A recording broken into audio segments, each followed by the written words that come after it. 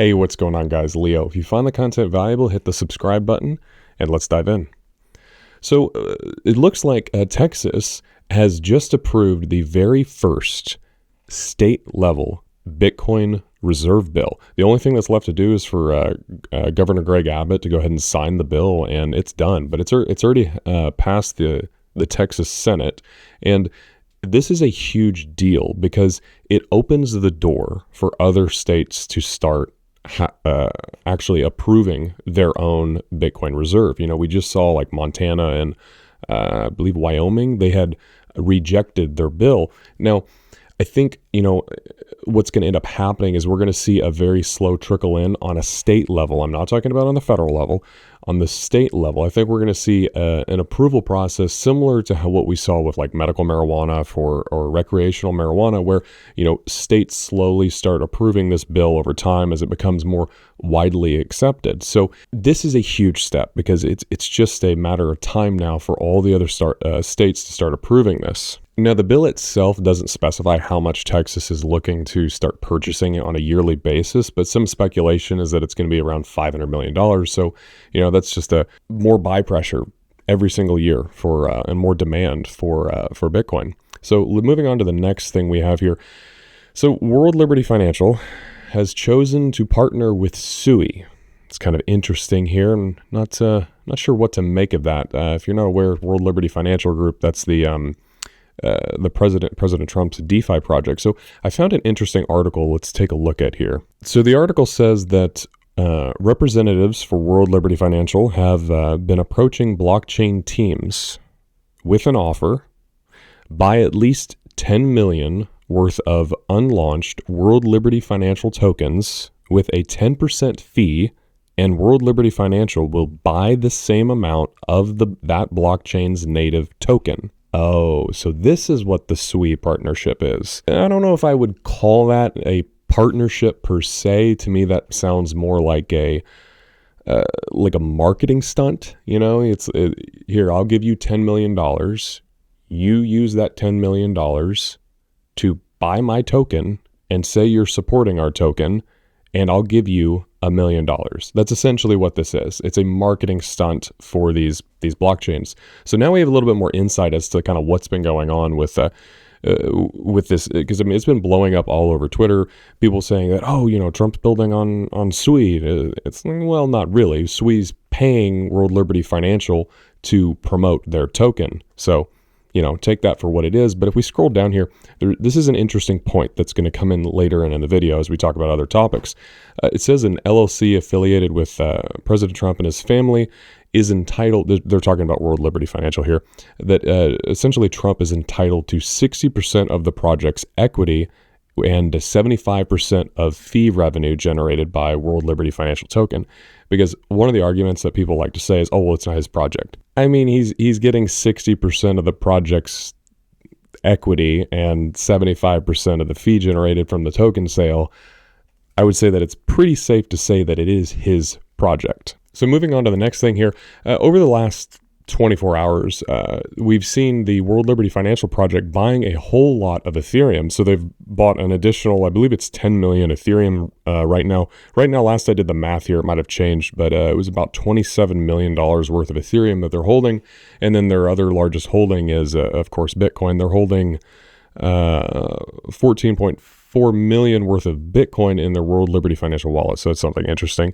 What's actually really interesting is that they're making this somewhat of a large purchase right before the Crypto White House Summit. That's what I find most interesting about this. And I also find it very interesting that if you want to figure out what projects he actually supports and not projects that he's getting paid to support, I would say that would be Bitcoin and Ethereum.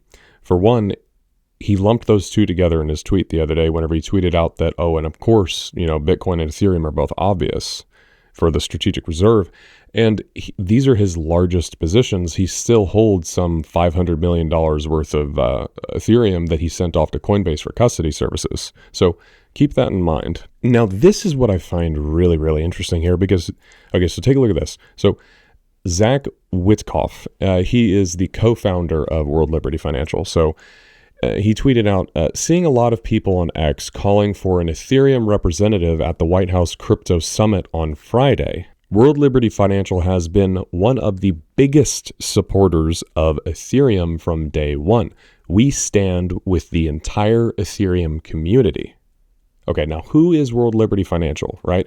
Who's supporting this? Well, if we go back to that article, President Trump and his family are entitled to 60% of the project's equity, meaning, reading in between the lines here, Trump has been one of the biggest supporters of Ethereum from day one. We stand with Trump stands with the entire Ethereum community. Interesting. Very interesting. And it makes a lot of sense because he bought $500 million plus. I mean, it could be 550 by now. I'd have to do the math, but it's probably pretty close to 550 of Ethereum that's in Coinbase custody. So very interesting. Very, very interesting. Now getting into some other interesting news. So we have a publicly listed corporation on the NASDAQ that just approved Ethereum as its primary treasury asset. The company is called Bionexus Gene Lab Corp. So I actually looked into them. They're actually a really small company. They're have a few $1 million market cap. But it is interesting that they have added this as their primary treasury reserve. Being that it's such a small company, it's not, I think what I saw was just like a few $1 million worth of market cap. So it's basically like a penny stock. But it's just a small company, but it's a really big deal in that, it lends more legitimacy to Ethereum as a treasury reserve asset. And I expect that more and more companies will start to add it to their treasury reserves. So now this is really interesting. So Coinbase is reportedly that they're exploring tokenizing their coin stock onto the blockchain. Now, if you think back to what we saw a few weeks ago, or maybe it's been a month now, with Larry Fink of BlackRock, he said that he wants to see the rapid acceleration of the tokenization of stocks and bonds. Now, the reason for that is because it allows for 24/7 trading on a stock market. It's all automated. There's no people that have to keep up with watching the market. It's all taken care of by the blockchain. It gets rid of the whole T+2 settlement issue. There's instantaneous settlement whenever securities, stocks, equities, they're all on the blockchain. It's all automatically settled and secured by Ethereum. Now, why am I saying Ethereum? Well, Ethereum is the most decentralized network. It is the most capable network for handling this. And also, Coinbase is talking about tokenizing their stock. Do you think they're going to go out and tokenize their stock on some other platform that they don't control? They have their layer 2 called Base, which I bet they are going to tokenize their own stock on. So very interesting development here for Ethereum. And I think that we're just going to see the rapid acceleration, just like Larry Fink is talking about, of the tokenization of stocks, because you're talking about saving billions of dollars of fees. There's not going to be any more middlemen. Fees for investors are going to go down just because it's all automated on top of Ethereum. This is a complete financial revolution that is going to change. It's going to change everything. I mean, it's going to allow for global liquidity, right? So investment from overseas, they can very easily go on and purchase U.S. equities, meaning that a company trying to raise capital for their business, they're not only going to be constricted to investors within the U.S., they'll be able to reach out to broad markets all across the globe to be able to raise funds for that company. So we'll be able to see broader investment all around the world into companies and vice versa. So I expect that we're going to see the same thing occur in stock markets like in Europe and Asian markets and all sorts of markets. So instead of just having the United States stock market, you're going to have access to stocks all over the world, instantaneous settlement, and it's going to be a strange time that we're moving into. It's going to be absolutely incredible. So it's a very bright future for the Ethereum network. So, all right, that's it for this video. So until next time, y'all take care.